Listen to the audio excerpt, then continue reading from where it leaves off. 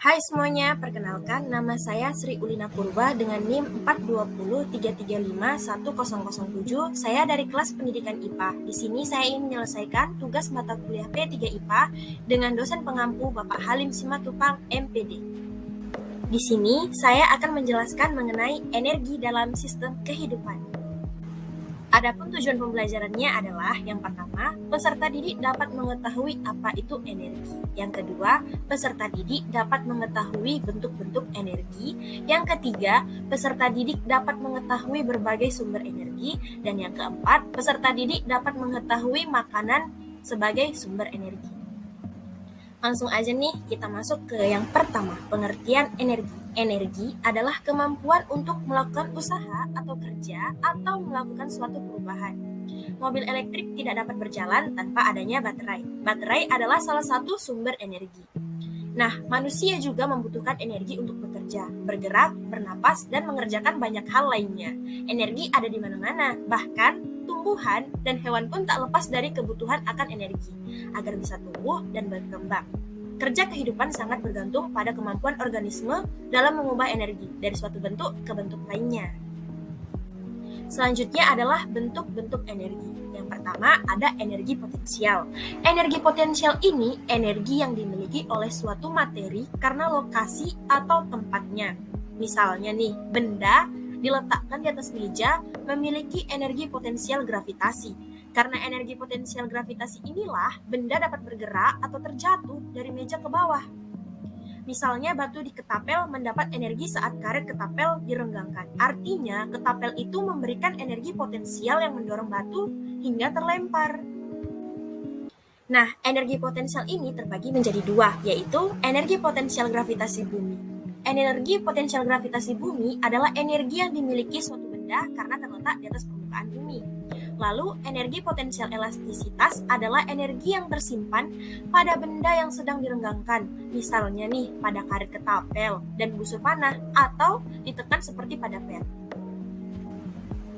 Berikut adalah contoh gambar dari energi potensial. Energi selanjutnya adalah energi kimia. Energi kimia ini adalah energi yang terkandung dalam suatu zat. Misalnya, makanan memiliki energi kimia sehingga orang yang makan akan memiliki energi untuk beraktivitas. Contoh lain dari energi kimia ini adalah bensin yang mengandung energi kimia sehingga dapat digunakan untuk menggerakkan mesin. Energi selanjutnya adalah energi listrik. Energi listrik ini adalah energi yang dimiliki muatan listrik dan arus listrik. Listrik adalah jenis energi yang paling banyak digunakan karena mudah diubah menjadi energi lainnya. Dari mana sih listrik itu dihasilkan? Listrik dihasilkan dari pergerakan elektron seperti pada turbin, yakni magnet yang digerakkan keluar masuk lilitan kawat atau koil. Berikut adalah contoh gambar dari energi kimia. Berikut adalah contoh dari gambar energi listrik. Selanjutnya adalah energi kinetik. Energi kinetik atau energi gerak adalah energi yang dihasilkan dari materi yang berpindah atau bergerak. Maksudnya adalah suatu objek bergerak dapat melakukan kerja dengan cara menggerakkan benda lain. Contohnya, pemain biliar menggerakkan tongkat biliar untuk mendorong bola. Selanjutnya, bola yang bergerak akan menggerakkan bola-bola lain. Berikut adalah contoh gambar energi kinetik. Selanjutnya adalah berbagai sumber energi. Sumber energi adalah segala sesuatu yang menghasilkan energi. Apa saja? Panas matahari yang digunakan untuk memanaskan air adalah sumber energi. Begitu juga dengan spiritus yang digunakan sebagai bahan bakar adalah sumber energi. Listrik dan arang yang dibakar untuk memanaskan setrika merupakan sumber energi juga. Meskipun berada di mana saja, bagi manusia terdapat kebutuhan sumber energi yang harus diproduksi secara massal dan memenuhi kebutuhan orang banyak. Contohnya, pada zaman prasejarah sampai awal zaman sejarah, hanya kayu dan batu yang dapat digunakan sebagai sumber energi untuk keperluan hidup manusia. Sampai saat ini, bahan bakar minyak bumi dan gas digunakan untuk berbagai keperluan hidup manusia. Sayangnya, bahan bakar tersebut merupakan sumber energi tak terbarukan yang suatu saat akan atau beberapa puluh tahun lagi akan habis. Selanjutnya adalah sumber energi tak terbarukan. Sumber energi tak terbarukan adalah energi yang tidak dapat diperbaharui dan akan habis suatu saat. Energi tak terbarukan yang paling banyak dimanfaatkan adalah minyak bumi, batu bara, dan gas alam. Berdasarkan hasil perhitungan para ahli, minyak bumi akan habis 30 tahun lagi, sedangkan gas alam akan habis 47 tahun lagi, dan batu bara akan habis 193 tahun lagi. Selanjutnya adalah sumber energi terbarukan. Ancaman akan habisnya sumber energi membuat para ilmuwan berusaha menemukan energi alternatif yang terbarukan atau yang tidak akan habis dipakai. Sumber energi terbarukan yang saat ini mulai dikembangkan adalah biogas dari kotoran ternak, air mengalir, angin, dan panas matahari. Selanjutnya adalah makanan sebagai sumber energi. Makanan merupakan sumber energi bagi tubuh manusia. Fungsinya itu apa sih? Manusia membutuhkan energi agar dapat bertahan hidup. Selain itu, fungsi energi bagi manusia adalah untuk melakukan aktivitas sehari-hari seperti belajar, olahraga, bekerja, dan melakukan aktivitas lainnya. Jika bensin adalah sumber energi mobil dan listrik adalah sumber energi komputer. Pasti bertanya-tanya kan, lalu apa yang menjadi sumber energi manusia? Sumber energi manusia adalah makanan yang berarti merupakan sumber energi kimia. Satuan dari energi kimia yang dibutuhkan oleh manusia adalah kalori.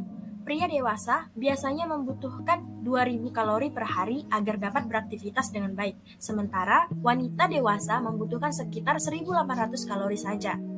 Dari mana kita mendapatkan kalori ini sih? Contoh sederhananya adalah sepiring nasi akan memberikan tubuh kita sebanyak 200 kalori. Namun, kalori bukan hanya satu-satunya hal yang harus diperhatikan dalam kebutuhan energi manusia. Energi kimia dari makanan itu beragam dan memiliki peranannya masing-masing. Berikut adalah beberapa kandungan bahan kimia yang terdapat dalam makanan yang dapat digunakan sebagai sumber energi bagi manusia. Berikut adalah contoh gambar makanan sebagai sumber energi bagi manusia. Selanjutnya adalah karbohidrat. Karbohidrat adalah senyawa kimia yang tersusun atas unsur-unsur karbon. Bahan makanan yang banyak mengandung karbohidrat adalah nasi, jagung, kentang, gandum, umbi-umbian, dan buah-buahan. Rasanya, karbohidrat berperan sebagai sumber energi utama bagi tubuh. 1 gram karbohidrat setara dengan 4 kilokalori. Selanjutnya adalah protein. Protein merupakan senyawa kimia yang mengandung unsur C, H, O, N, kadang juga mengandung unsur P dan S. Meskipun protein dapat menjadi sumber energi, protein memiliki fungsi lain, yaitu untuk menumbuhkan dan memperbaiki otot. Oleh karena itu, diperlukan asupan karbohidrat yang cukup agar tubuh kita tidak menggunakan protein sebagai sumber energi. Bahan makanan yang mengandung banyak protein antara lain adalah protein hewani seperti daging, ikan, telur, susu, dan keju. Protein nabati itu adalah kacang-kacangan, tahu, tempe, dan gandum. Selanjutnya adalah lemak. Lemak merupakan senyawa kimia yang mengandung unsur C, H, dan O. Peran lemak untuk menyediakan energi sebesar 9 kalori per gram, melarutkan vitamin A, D, E, K, dan menyediakan asam lemak esensial bagi tubuh manusia. Bahan makanan yang mengandung banyak lemak antara lain lemak hewani yaitu keju, susu, daging, kuning telur, daging sapi, daging kambing, daging ayam, dan daging bebek. Lemak nabati, kelapa, kemiri, kacang-kacangan, dan buah alpukat. Selanjutnya adalah transformasi energi dalam sel.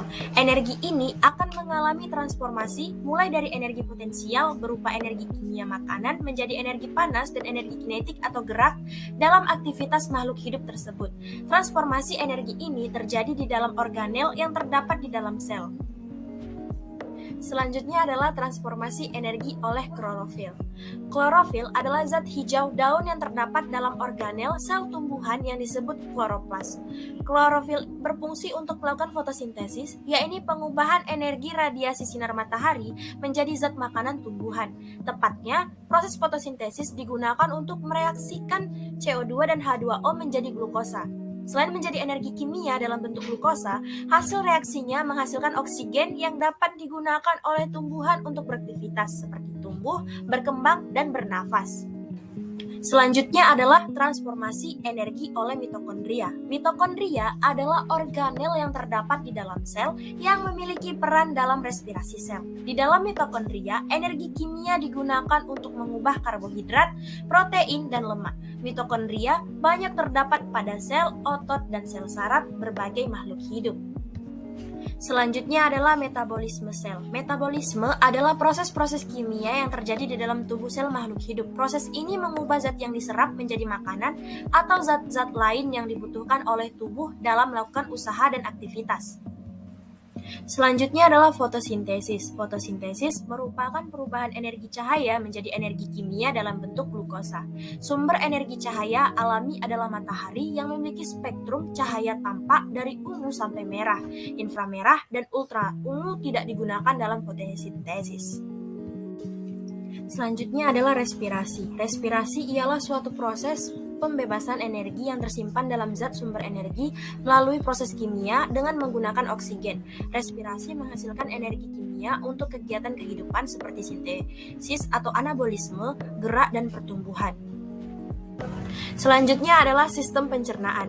Makanan yang masuk ke dalam tubuh akan mengalami perombakan dari molekul kompleks menjadi molekul sederhana. Perombakan ini akan menghasilkan sejumlah energi. Zat makanan yang berperan sebagai sumber energi adalah karbohidrat, lemak, dan protein. Selanjutnya adalah pencernaan karbohidrat dalam tubuh. Karbohidrat setelah dicerna di usus akan diserap oleh dinding usus halus dalam bentuk monosakarida. Monosakarida dibawa oleh aliran darah sebagian besar menuju hati dan sebagian lainnya dibawa ke sel jaringan tertentu dan mengalami proses metabolisme lebih lanjut. Selanjutnya adalah pencernaan protein dalam tubuh. Di dalam tubuh, protein diubah menjadi asam amino oleh beberapa reaksi hidrolisis serta enzim-enzim yang bersangkutan. Enzim-enzim yang bekerja pada proses hidrolisis protein antara lain pepsin, tripsin, kemotripsin, karboksipeptidase, dan aminopeptidase. Selanjutnya adalah pencernaan lemak dalam tubuh. Di dalam tubuh, lemak akan dihidrolisis menjadi asam lemak dan gliserol dengan bantuan enzim lipase. Proses ini berlangsung dalam saluran pencernaan. Sebelum diserap usus, asam lemak akan bereaksi dengan garam empedu membentuk senyawa seperti sabun. Selanjutnya, senyawa tersebut akan diserap jonjot usus dan akan terurai menjadi asam lemak dan garam empedu. Asam lemak tersebut akan bereaksi dengan gliserol membentuk lemak. Kemudian diangkut oleh pembuluh getah bening usus menuju pembuluh getah bening dada kiri, selanjutnya ke pembuluh balik bawah selangkah kiri. Lemak dikirim dari tempat penimbunannya ke hati dalam bentuk lesitin untuk dihidrolisis menjadi asam lemak dan gliserol. Selanjutnya, gliserol akan diubah menjadi gula otot atau glikogen. Asam lemak akan diubah menjadi asetil koenzim.